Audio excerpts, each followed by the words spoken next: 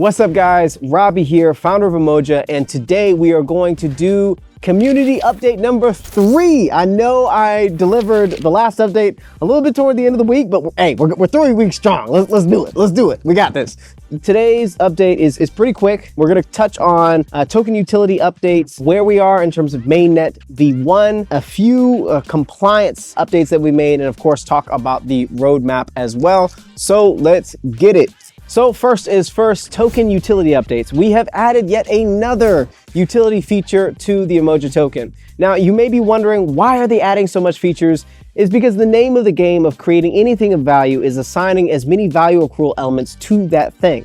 And we want to make sure that tokenomics is an iterative development process rather than something that happens once and then you leave it alone and then it goes stale. And so outside of the working lottery, which we talked about last week, we are also introducing Smartcoin Minting Exclusivity. What does that mean? Well, a smart coin, or a self-trading asset, it can provide different benefits such as optimizing yields, protecting against risk, and a lot of things that traditional cryptocurrencies cannot do. But they cannot be minted in ad infinitum, right? There is a volume limit to minting smart coins, because otherwise you would have everyone doing the same thing, and thus the strategy underlying that smart coin wouldn't be nearly as effective. And so before we hit these volume limits, we want to give preference to token holders, meaning that the new utility feature is that if you are holding any Umoja native asset, including the token, you will be given the priority of minting smart coins, particularly those of which that are very popular and reach their volumes very quickly. That is to say, the TLDR on this particular feature is that if you hold Umoja native assets, including the token, you get smart coin minting priority. If you don't, well, you might want to come to the protocol early, or you'll have to look on the secondary market. So next up is protocol updates. Major updates as we go into Mainnet V1.1. Staking is live. Insurance pool staking is live. You can stake and unstake.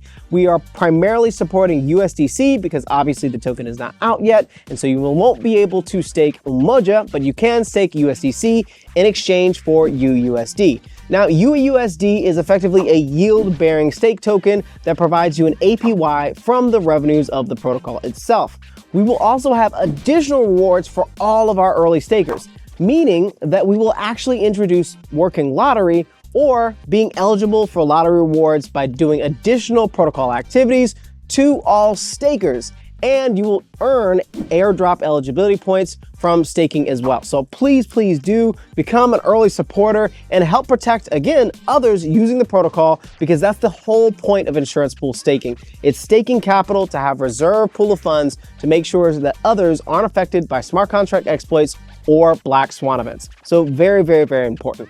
And then I would say lastly, there's actually a bonus update. We have finished our audit with Hacken. So this will be the 3rd audit that we've had before Mainnet. We take security incredibly seriously. And of course, we worked very well with them, got the highest score that you can get. You can find that both on umoja.xyz on our marketing site and also in our good book as well, if you want to take a look to see how we did. So next up is compliance. I know, super sexy to hear about compliance, but very important. We have completely redone the overall structure of how the Umoja Foundation relates to the protocol and helps further its ecosystem, as well as updated our terms of use and our general disclosures. This is super important to make sure that you go through it if you have the time. I understand that these documents are typically long, but it makes sure that we can leverage the protocol in a compliant way, making sure that we have certain countries geo-restricted and other countries are free to use the protocol, and we'll continue to iterate our compliance regime to make sure that it's up to date with the current regulatory standards.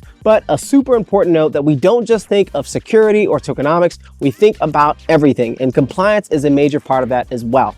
So I know that this is not the most exciting update, but still important. And if the other projects that you follow aren't doing it, you might want to look at the footer of their page to see if they do it at all. And no shade intended, but just saying. And last but not least, our roadmap. So we are currently still on track to hit V1.3, which is the introduction of yield-bearing Bitcoin, or YBTC, in July. And of course, I just told you that we have launched 1.1 and are launching 1.2. We've established our institutional accounts across major exchanges, which is essential for the Umoja Foundation, which of course has no American nexus. And this is a massive push toward making sure that we can enable both centralized exchange strategies and of course decentralized exchange strategies while making sure that everything is regulated and compliant. So it's really, really important. We're on our way to bigger and better things. We have staking out, we have cents out, we have new cents to come, and of course we have smart coins to come as well. And we want to make sure that you're involved throughout the entire process. So let us know if you have any feedback outside of that. Is it. That is update number 3.